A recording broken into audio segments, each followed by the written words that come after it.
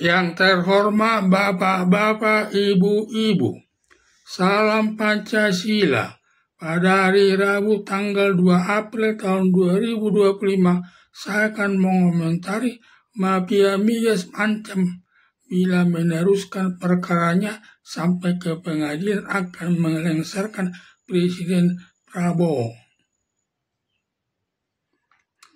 Setelah Kejaksaan Agung mendapat informasi dari 96 orang yang mengetahui perbuatan korupsi di Pertamina, lalu Kejaksaan Agung melakukan penyidikan. Setelah menemukan minimal 2 alat buktinya, lalu menetapkan 9 orang tersangka, termasuk Direktur Ripa Siahaan, meliputi 6 orang selaku Direktur Pertamina dan 3 orang pengusaha. Cara para direktur Pertamina melakukan perbuatan korupsi dengan cara menekan produksi Pertamina sehingga tidak memenuhi kebutuhan konsumen.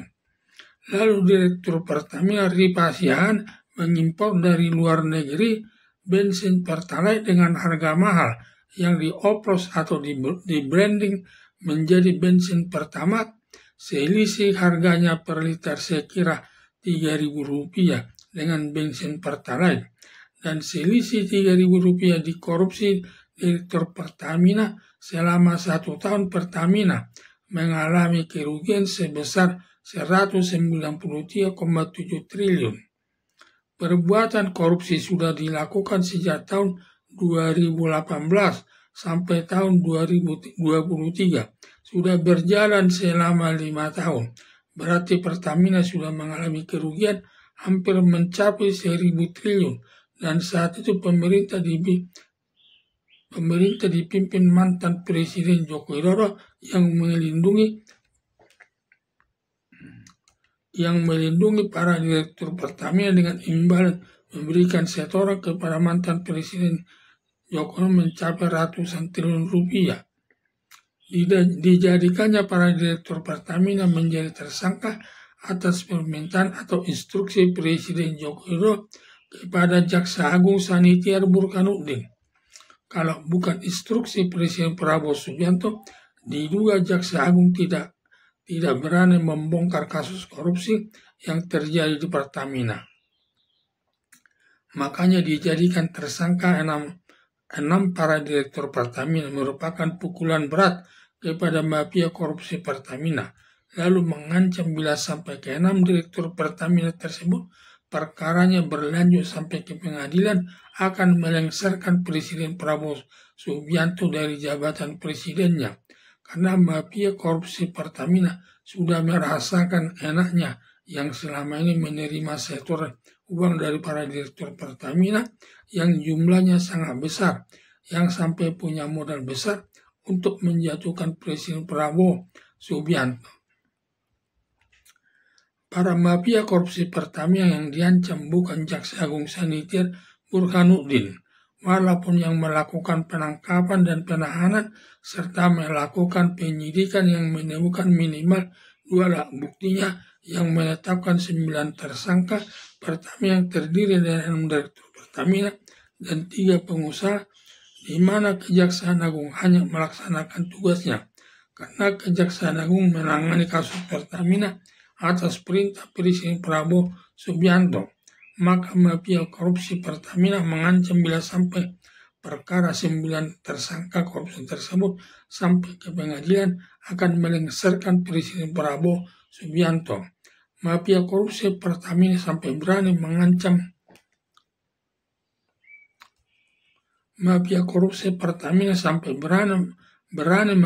Presiden Prabowo Subianto mengingat besarnya penghasilan dari perbuatan korupsi yang dinikmati mafia korupsi Pertamina.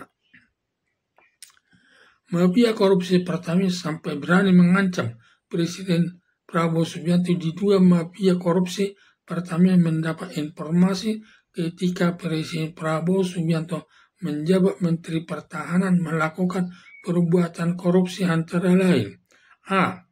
Melakukan pembelian pesawat terbang Mirak 2005 bekas yang harganya di-markup atau digelembungkan. Misalnya harga sebenarnya pesawat Mirak 2005 bekas seharga 5 miliar, lalu digelembungkan harganya menjadi 10 miliar. Maka selisih harga dari yang digelembungkan harganya tersebut sebesar 5 miliar yang dinikmati masuk kantong pribadi yang merugikan keuangan negara sebesar 5 miliar masuk perbuatan korupsi. B. Ketika mantan Presiden Joko Widodo menyerahkan proyek food estate atau proyek lumbung pangan kepada Menteri Pertahanan Prabowo Subianto untuk dilaksanakan untuk meningkatkan bahan makanan untuk memenuhi kebutuhan masyarakat. Tetapi proyek food estate atau proyek lumbung pangan gagal total. Tetapi anggaran proyeknya habis masuk perbuatan korupsi. Ketika Presiden Prabowo Subianto menjawab Menteri Pertahanan perilakunya mirip perilaku korupsi, hanya dibuat mengumpulkan harta kekayaan sebanyak-banyaknya untuk dapat hidup mewah atau berpoya-poya, hanya beli baju bagus dan tas bermerek, harus belanja ke negara Singapura. Amerika Serikat, Prancis, Inggris, dan Milan, Italia sekalian menikmati panorama yang indah di negeri orang yang menginap di hotel mewah. Sebaliknya, para koruptor tidak pernah memperhatikan kehidupan masyarakat miskin, makan 3 kali dalam satu hari, mengalami kesulitan yang tinggal di bawah kolong jembatan, serta di lingkungan kumuh di tengah-tengah masyarakat. Begitu perbedaan kehidupan para koruptor hidup mewah. Sebaliknya, masyarakat miskin makan 3 kali dalam satu hari, mengalami kesulitan. Hanya perbuatan korupsi sudah berjalan sejak tahun 2018 sampai tahun 2023. Perbuatan korupsi Pertamina sudah mengalami kerugian hampir mencapai 1.000 triliun. Sebagian kecil yang dinikmati ke-6 direktur Pertamina. Diduga sebagian besar dinikmati mafia korupsi Pertamina. Selama 5 tahun perbuatan korupsi berjalan dengan baik, seakan semua perbuatan korupsi direktur Pertamina mendapat perlindungan dari mantan Presiden Joko Widodo. Setelah mantan Presiden Joko Widodo serah terima jabatan dengan Presiden Prabowo Subianto pada tanggal 20 Oktober tahun 2024 di depan Majelis Permusyawaratan Rakyat bertempat di gedung MPR di Senayan, Jakarta Pusat. Sejak serah terima jabatan presiden tersebut, Pertamina di bawah kendali Presiden Prabowo Subianto, sedangkan mantan Presiden Joko Widodo tidak berwenang lagi dalam mengendalikan Pertamina. Presiden Prabowo Subianto di hadapan para menteri dan wakil menteri serta pejabat khusus pembantu presiden dalam pidatonya menyatakan para pelaku korupsi yang merugikan keuangan negara akan dikejar sampai ke Atlantik atau sampai ke ujung dunia. Akan terus menanganinya hingga menerapkan hukuman mati bagi yang melakukan perbuatan korupsi. Melihat pernyataan Presiden Prabowo Subianto sangat serius menghukum para direktur Pertamina yang sudah ditetapkan 9 orang tersangka oleh Kejaksaan Agung, yang sampai mafia korupsi Pertamina mengancam bila sampai perkara Pertamina sampai ke pengadilan akan melengsarkan Presiden Prabowo Subianto lewat perbuatan korupsi pembelian pesawat terbang Mirage 2005 dan proyek food estate. Ketika menjawab Menteri Pertahanan, Presiden Prabowo Subianto tetap teguh kepada pernyataannya, melanjutkan 9 orang perkara direktur Pertamina sampai ke pengadilan dengan harapan hakim menjatuhkan hukuman mati mengenai ancaman dari mafia koruptor Pertamina untuk menjatuhkan atau melengsarkan Presiden Prabowo Subianto diduga tidak mungkin ditanggapi aparat penegak hukum, baik jajaran kepolisian, Kejaksaan Agung, dan Komisi Pemberantasan Korupsi. Tidak ada yang berani menanganinya, karena semua aparat negara atau aparat penegak hukum berada di bawah kendali Presiden Prabowo Subianto. Maka selama Indonesia merdeka sampai saat ini sudah ada 8 presiden saling berganti memimpin sebagai presiden, dan satu pun tidak ada yang sampai diadili aparat penegak hukum.